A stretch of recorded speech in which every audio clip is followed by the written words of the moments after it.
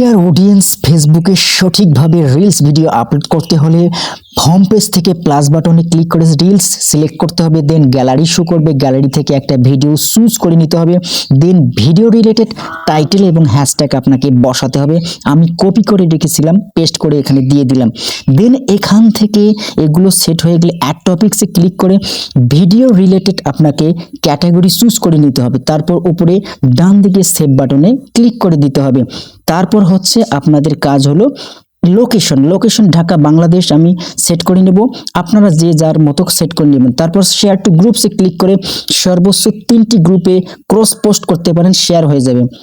তো এখান থেকে আমি একটি গ্রুপ সিলেক্ট করে সেভ বাটনে ক্লিক করে তারপর এবি টেস্টে ক্লিক করে একটা থাম্বনেইল সেট করে নেব।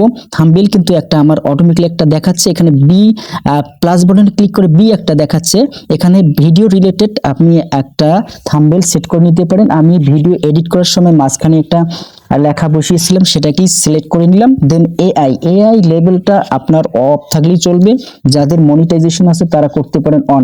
ট্যাগ পিপলে ক্লিক করে আমরা সর্বোচ্চ বেশ কটি মানুষকে ট্যাগ করতে পারি পেজ বা প্রোফাইল, সেটা করে নিয়ে তারপর শেয়ার বাটনে ক্লিক করলে আপনার ভিডিওটি আপলোড বা পাবলিশড হয়ে যাবে।